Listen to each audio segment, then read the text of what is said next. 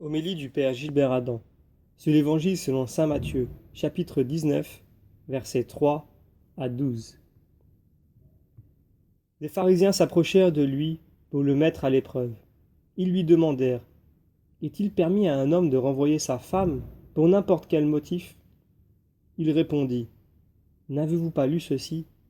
Dès le commencement, le Créateur les fit hommes et femmes, et dit: À cause de cela, l'homme quittera son père et sa mère, il s'attachera à sa femme et tous deux deviendront une seule chair. Ainsi ils ne sont plus deux, mais une seule chair. Donc, ce que Dieu a uni, que l'homme ne le sépare pas. Les pharisiens posent des questions à Jésus pour le mettre à l'épreuve. Jésus répond en donnant le sens aussi bien du mariage que du célibat. Il exprime le sens véritable de la vie humaine. Ce sens se joue dans notre manière d'être au quotidien, dans le choix de notre état de vie. La relation de foi vivante à notre Créateur s'exprime dans le mariage et dans le célibat pour le royaume. Sainte Jeanne de Chantal l'a admirablement montré en vivant en sainteté successivement comme jeune fille, femme mariée, mère, veuve, religieuse, puis fondatrice. Dans l'émerveillement de l'origine, Adam s'est écrié face à Ève: C'est l'eau de mes eaux, la chair de ma chair. Ce face-à-face nous permet d'aller vers le seul vis-à-vis qui est Dieu. C'est cette unité de l'amour de l'homme et de la femme qui est remise en cause par les pharisiens à cause de leur endurcissement de cœur. Nous continuons la lecture de l'Évangile. Les pharisiens lui répliquent: Pourquoi donc Moïse a-t-il prescrit la remise d'un acte de divorce avant la répudiation? Jésus leur répond: C'est en raison de la dureté de votre cœur que Moïse vous a permis de renvoyer vos femmes. Mais au commencement, il n'en était pas ainsi.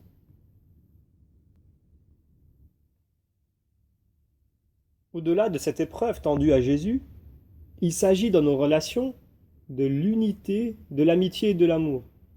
Dans la dureté de cœur des pharisiens, nous sommes face à l'accusation et aux doutes qui ont été introduits dès l'origine dans l'humanité par le menteur. C'est encore la même accusation qui est à l'œuvre. C'était pour le mettre à l'épreuve. Jésus dit avec tristesse: C'est en raison de votre endurcissement de cœur. La perspective que pose Jésus ne fait pas fi des aléas de la vie. Les situations difficiles de notre vie sont bien souvent des conséquences de l'endurcissement de notre cœur. La violence des hommes entre eux, les blessures reçues, sont signes de cette dureté. Jésus accueille en lui toutes nos difficultés de vie pour les guérir. Notre vie est appelée à manifester le secret qu'elle porte. Nous sommes tous enfants de Dieu. C'est dans l'union de nos vies que nous façonnons notre existence comme signe de la vie de Dieu. Nous sommes créés à l'image et à la ressemblance de Dieu. Nous participons à l'amour infini de Dieu en nous aimant d'une manière unique. Il y a en nous un amour filial, paternel, maternel, comme il y a aussi un amour de feu. L'homme quittera son père et sa mère, il s'attachera à sa femme. L'amour du Saint-Esprit nous est donné en plénitude. En chacun de nous, il y a cette capacité merveilleuse de vivre un amour unique. La création de l'homme, homme et femme, commence par un émerveillement de l'homme devant la créature que Dieu a fait à son image et à sa ressemblance. Nous terminons la lecture de l'Évangile. Or, je vous le dis, si quelqu'un renvoie sa femme, sauf en cas d'union illégitime, et qu'il en épouse une autre, il est adultère. Ses disciples lui disent: Si telle est la situation de l'homme par rapport à sa femme, mieux vaut ne pas se marier.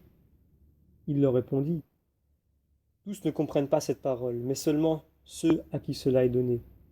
Il y a des gens qui ne se marient pas, car de naissance, ils en sont incapables. Il y en a qui ne peuvent pas se marier car ils ont été mutilés par les hommes. Il y en a qui ont choisi de ne pas se marier à cause du royaume des cieux. Celui qui peut comprendre, qu'il comprenne. L'image de lui-même que Dieu a placée dans l'homme passe à travers la complémentarité des sexes. L'homme et la femme qui s'unissent dans le mariage reflètent l'image de Dieu et sont en quelque sorte la révélation de son amour. Non seulement l'amour de Dieu nourrit l'être humain, mais la mystérieuse communion des trois personnes divines se reflète en nous. Il nous est demandé d'aimer, d'être ouverts à nos frères et de marcher humblement à la suite du Christ Jésus. Nous exprimons dans notre quotidien le mystère d'amour que nous vivons et que nous recevons de Dieu, notre Père. Au soir de notre vie, nous serons jugés sur l'amour. Nous sommes l'unité de notre Père et de notre Mère.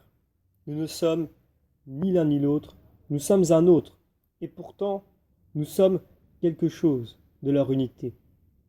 C'est Dieu lui-même, le Saint-Esprit, qui donne à chacun d'être dans le Christ. Il nous unit dans son amour infini. Vivre selon cet émerveillement dans la foi provoque une confiance dans l'amour de Dieu. Nous demandons la grâce à Dieu de renouveler les liens qu'il nous donne pour entrer dans la confiance.